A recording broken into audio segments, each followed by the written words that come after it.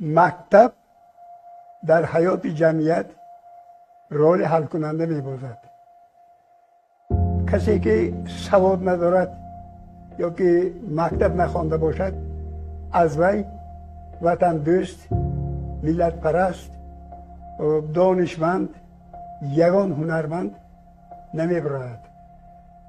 این مسئله در جمهوری ما از چی باشد که از نظر رهبران دور مانده است. بسیار رهبران ما اون چی نمی کنند که این مسئله برای حل این مسئله عموما اعتبار نمیدن. خصوصا در ازبکستان 130 میلیون خلق و ملت ها زندگی میکنند، لیکن بعد از ازبک ها تاجیک ها در اینجا در جای دوم می ایستند.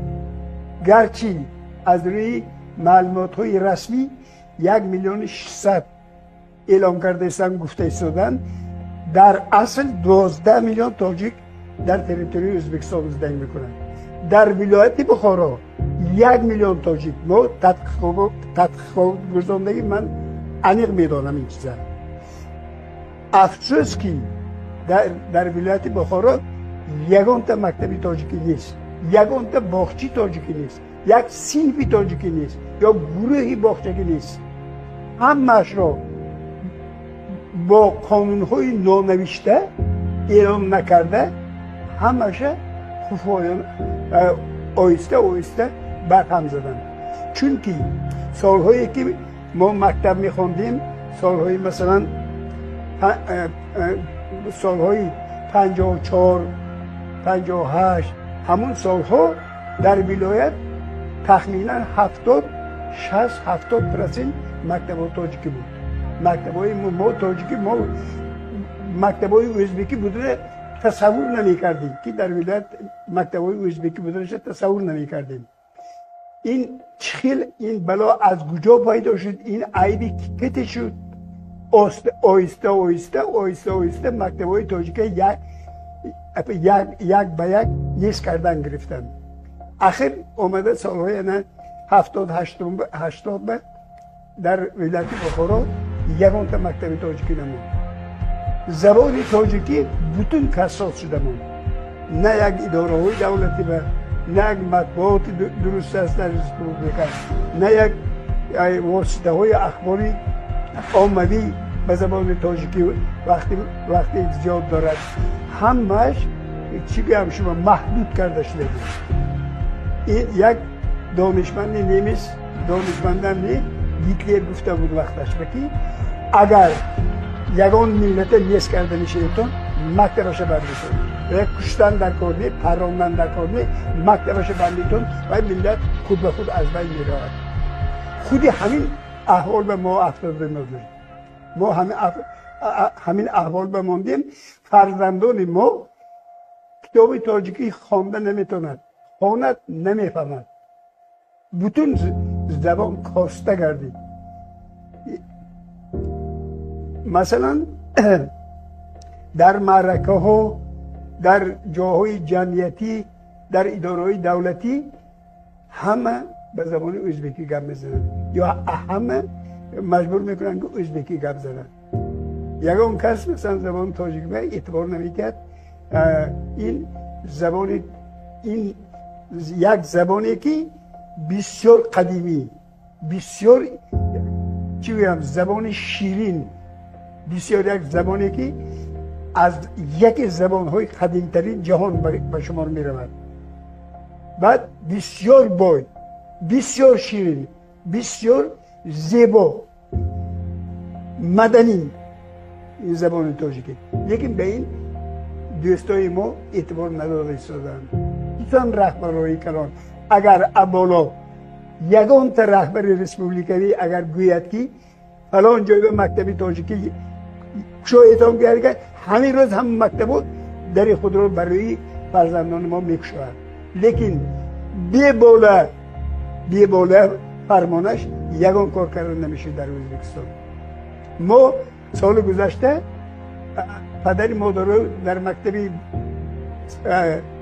رقمی نوی ولایت پیشکو پدر مادران یک 15 نفر عرضه نوشته دادن که بچه های ما در سینف تاجیکی خونه. این ما تا آبلونای مدرش برآمدیم. آبلونای مدرش رخصت داد. ما رفتیم و رایانش دیدیم. بعدی سپتامبر این مکتب یکم سپتامبر یک سینف تاجیکی یله شد در این مکتب. 15 روز بعد این سینف وابسته. اینه همون رایان مدیری پیشکو. یک چی گویم یک خدمتگارش همون خدمتگارش اون چی زبخوش همون مکتب بود. همونه گرفته دیرکتری مکتب کرده است. و یک مبلغ کتی این پولداغ این اون چی همون زبخوش پولداغ یک مگزین بچه‌هاش باید مگزین کلام درآمدش کلام از جهت مادی زچه همون رایاماره و مهماناش خودش تامین میکرده پس فهمیده. انا همین احوال بفتیدیم. مثلا یک بچه ازبک اگر یک شیره یک شبه یا یک سوت که بعد اصل کند بچه های ما که در زبان مادری بینیم زبان غیر میخوانند اینا 15 شب زور میزنن برای یک شیر از خود کردن. پدر مادرش دلش خون میشه. یک خود اونو نمیشه پدر مادرش هم برابر اونو دلش خون میشه. بعد وای شیر یاد میگیرد. وقتی که این شیر وای در پیش معلمش میخواند اکسین کتی میخواند به جای دهیم بهای 5 ماند بهای 3 یا 4 میماند. انا همه احوال بافتیدگی ما نمیدونم این مسئله کجا باید مراجعت کنیم کی این مسئله حل میکند. ما حیرانیم. ما این مسئله دویم درجه سوم درجه که نیست. این مسئله اساسی این باید این مسئله به رهبران ریسپوبلیکا رهبران ولایت‌ها اعتبار کرد که یگان ملت زبانش محدود نکنند. مکتب تاجیکی میخونند رواد مکتب تاجیکیش ترکمنی میخونند مکتب ترکمنی یله کنند دیگه زبان البته همه برای یک شرایط بودنش در کار. چون که ما همه برابر خوب گرچه ما در حدود ازبکستان زندگی میکنیم ما همه یک در کنیسیه هم نشان داده شد. انا همین مادی کنیسیه حساب نمیگیرن همین به عمل نمیکنن. انا همین روزی بعد به افتاده من بینیم.